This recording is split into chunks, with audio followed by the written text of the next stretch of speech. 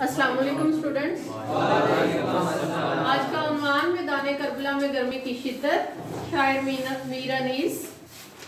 आज जो बंद हम पढ़ेंगे वो बंद नंबर 5 और 6 है।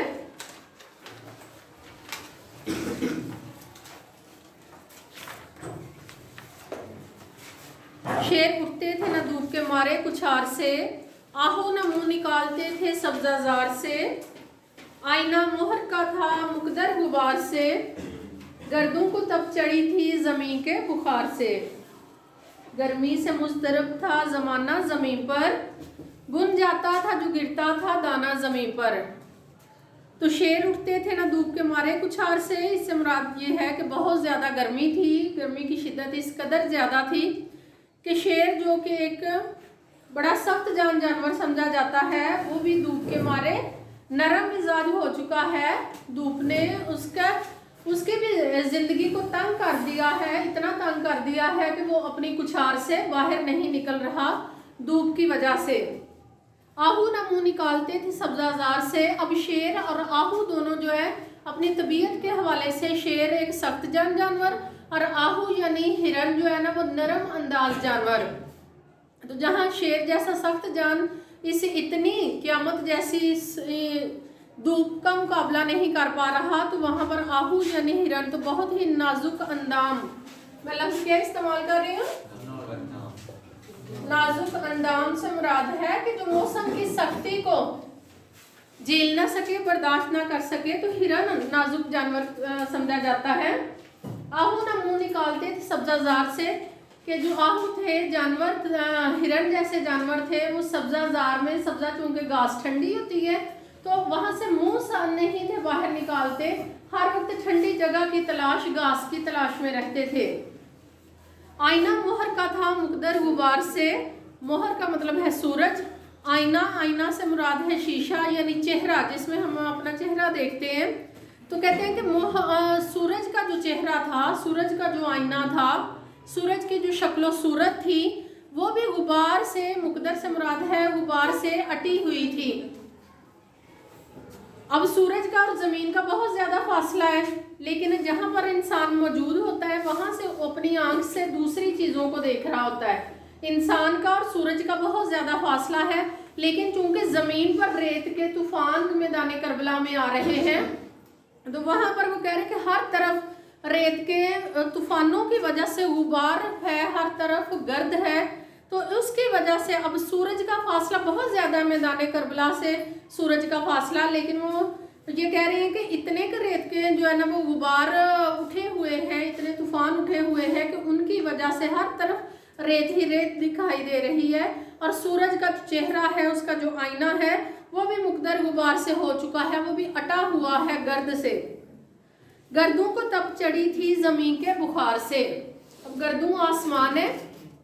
जो बात मैंने मोहर यानी सूरज के हवाले से आपको समझाई है कि इंसान जहाँ पर मौजूद है वहाँ से दूसरी चीज़ों को देख रहा है, तो अब उसके इर्द गिर्द तमाम ज़मीन को बुखार से मुराद है टेम्परेचर बहुत ज़्यादा है। बुखार हम उसी सूरत हाल को कहते हैं जब दर्जा हरारत ज़्यादा हो जाता है। तो कहते हैं कि मैदान करबला में चूंकि दर्जा हरारत बहुत ज़्यादा था, इस वजह से शायर कहते हैं कि हर जगह ही दर्जा हरारत ज़्यादा था। इतना कि दर्जा हरारत ज़्यादा हो चुका हुआ था कि गर्दों यानी आसमान तक हर चीज़ ही ज़्यादा दर्जा हरारत में मुब्तला हो चुकी थी, बुखार में मुब्तला हो चुकी थी। गर्मी से मुस्तरब था ज़माना ज़मीन पर, कि तमाम ज़माना जो था, सिर्फ मैदान करबला में गर्मी नहीं बल्कि शायर कह रहे हैं कि तमाम ज़मीन पर यही सूरत हाल थी। मुस्तरब से मुराद है परेशान, बेचैन, कि तमाम ज़मीन पर जो लोग मौजूद थे वो गर्मी से मुस्तरब थे, तमाम ज़माना ही मुस्तरब था, बेचैन था, परेशानी में मुब्तला था।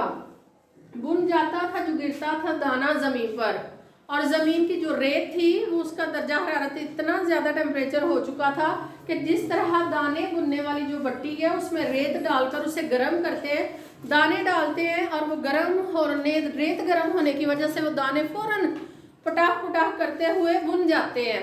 तो कहते हैं मैदान करबला में भी इतना ज़्यादा जो है ना वो दर्जा हरारत है कि वो रेत इतनी गर्म हो चुकी है कि जितने दाने उस पर फेंकेंगे वो सारे के सारे क्या हो जाएंगे, भुन जाएंगे, यानी जो बड्डी में टेम्परेचर चाहिए होता है दाने भुनने के लिए, उससे भी ज़्यादा दर्जा हरारत यहाँ पर मौजूद है। यानी पूरे बंद में मीरानीस ने जो कहने की कोशिश की है वो ये है कि शेर चाहे सख्त जानवर हो, आहू यानी हिरन जैसे नरम अंदाज जानवर हो, वो अपनी कुछार से शेर नहीं निकलता। हिरन जो है वो सब्जाजार से बाहर जाना पसंद नहीं करती कि इतनी ज़्यादा गर्मी है।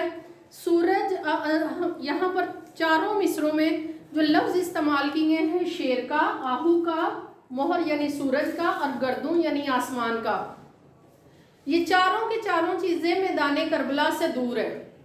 ना तो शेर मैदान करबला में होता है, ना आहू मैदान करबला में हिरन होता है, यानी उसकी जो है ना वो टेम्परेचर की वजह से, रेतले इलाके की वजह से, सूरज की भी बहुत ज़्यादा ज़मीन से दूरी है, आसमान की भी बहुत ज़्यादा दूरी है। लेकिन चारों लफ्ज़ वो इसलिए इस्तेमाल कर रहे हैं गर्मी का मौसम बताने के लिए, गर्मी का दर्जा हरारत मैदान करबला में बताने के लिए। अगला हम जो है ना वो बंद पढ़ते हैं। गिरदाब पर था शोला जवाला का गुमा, अंगारे थे हबाब तो पानी शरर फिशां, मुंह से निकल पड़ी थी हर एक मौज की जुबां, तय पर थे सब निहंग मगर थी लबों पे जां, पानी था आग गर्मी रोजे हिसाब थी, माही जो सीखे मौज तक आई कबाब थी। अब गिरदाब क्या है?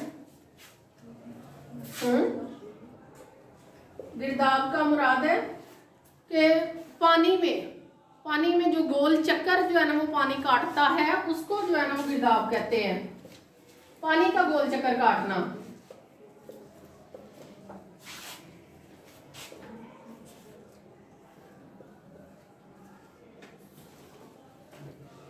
कहते गिरदाब पर था शोला जवाला का गुमा। शोला जवाला से क्या मुराद है? पहाड़ों के दरमियान जब उबलता हुआ लावा बाहर निकलता है उसे शोला जवाला कहते हैं। अब ये चूंकि रेतला इलाका है, इसके साथ वो जो मिसालें, जितनी मिसालें दे रहे हैं वो ज़्यादा टेम्परेचर वाली मिसालें दे रहे हैं, दर्जा हरारत की मिसालें दे रहे हैं। कहते हैं कि इतनी कि ज़्यादा मैदान करबला में जो है ना वो गर्मी थी, ये कि जैसे आतिश फिशा फट रहा हो। शोला जवाला क्या है? आतिश फिशा।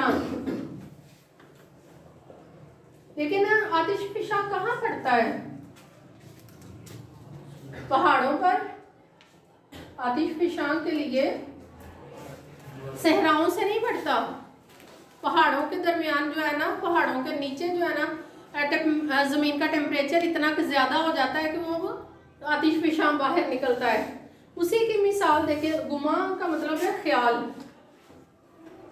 गुमा क्या है?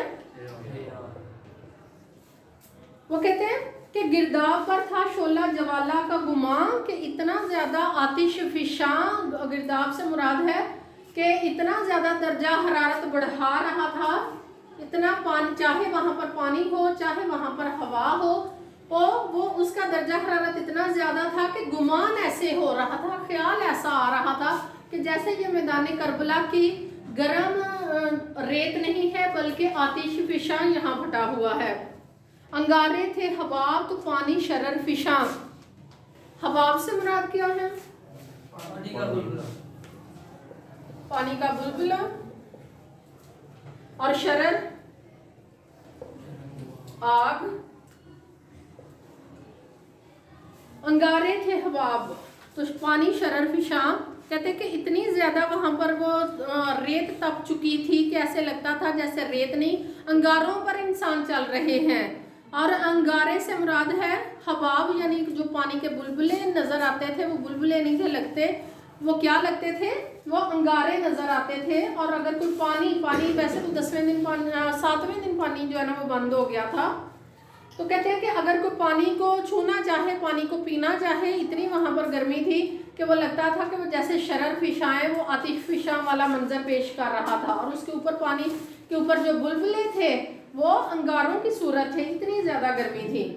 मुंह से निकल पड़ी थी हर एक मौज की जुबान। आप गौर करें, हमने ऊपर जब शेर और आहू वो बंद पड़ा तो वहां पर उसी की मुनासबत से उस बंद में सारे अल्फाज इस्तेमाल हुए।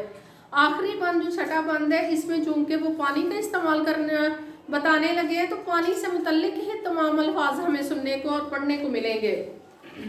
कहते हैं मुंह से निकल पड़ी थी हर एक मौज की जुबान। मौज यानी पानी की जो मौज थी, जो लहरें थी, जो वो बाहर अपने रूटीन के मुताबिक जब बाहर आती थी तो ऐसे लगता था कि जैसे बहुत ज़्यादा प्यास की शिद्दत की वजह से इंसान और जानवरों की ज़ुबान बाहर निकल आती है प्यास की शिद्दत की वजह से, तो वो उसी के साथ उसी की मुनासबत से रिलेट कर रहे हैं। मीर अनीस कहते हैं मुंह से निकल पड़ी थी हर एक मौज की ज़ुबान, यानी इंसान को जब जानवरों को पानी नहीं मिलता, दस्तयाब नहीं होता, तो उनकी ज़ुबान बाहर आती है। और अब ये सारे का सारा जो दरिया का पानी है वो गर्मी से अंगारे बन चुका है, आतिशफिशां बन चुका है। तो ऐसे लगता है कि इसकी जो लहरें हैं, जो मौजें हैं, इनकी भी ज़ुबान निकल गई है।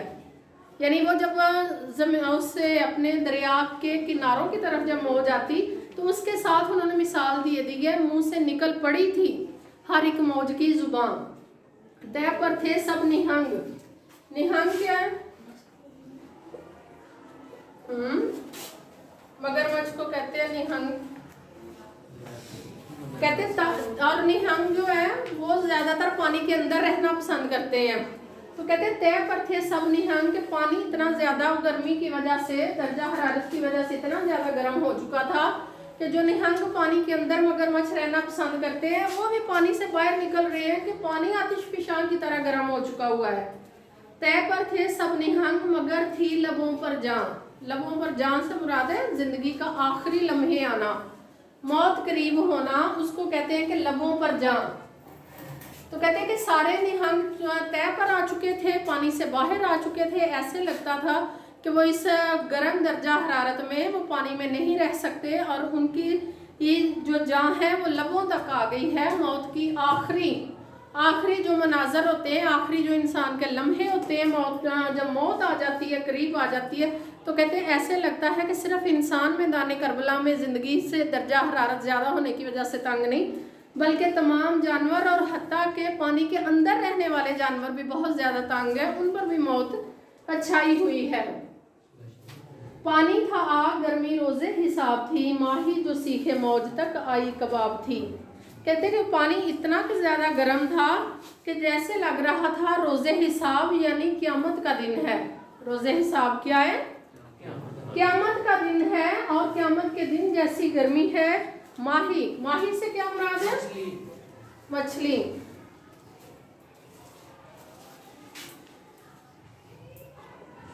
माही जो सीख है मौज, सीख से मुराद है वो लोहे की जो है ना, लोहे की सीख जिसके ऊपर कबाब जो है ना वो रख के बुने जाते हैं कोयलों के ऊपर।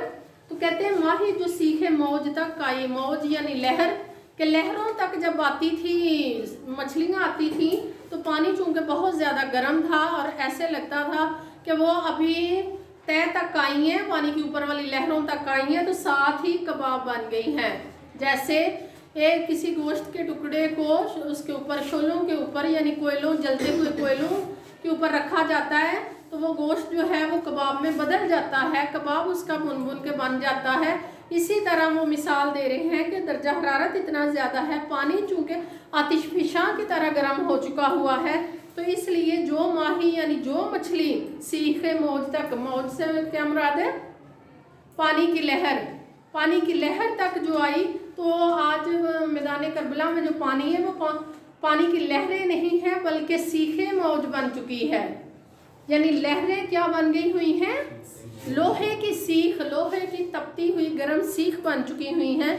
और जब उनके करीब कोई मछली माही आती है तो वो बुन बुन के क्या बन जाती है? कबाब बन जाती है। ये सारी बातें उन्होंने जो बयान की हैं ये सिर्फ ज्यादा दर्जा हरारत को बयान करने के लिए बयान की हैं, वरना अगर देखा जाए तो पानी के अंदर रहते हुए मछली कबाब नहीं बनती। अगर देखा जाए तो निहंग जो है पानी के अंदर रहते हुए वो उनकी लबों पे जान नहीं आती। ये सारी जो मुबालगा आराई कर रहे हैं यानी बात को ज़्यादा बढ़ाकर जो पेश कर रहे हैं वो सिर्फ इसलिए पेश कर रहे हैं कि पढ़ने वाले को अंदाज़ा हो सके कि मैदान करबला में किस कदर गर्मी थी। तो स्टूडेंट्स इसकी आप जो है ना वो जितने अल्फा वो हैं अज़ाफ़ी अशार वो याद करें, फिर जहाँ समझ नहीं आई वो मुझसे पूछें। बहुत शुक्रिया।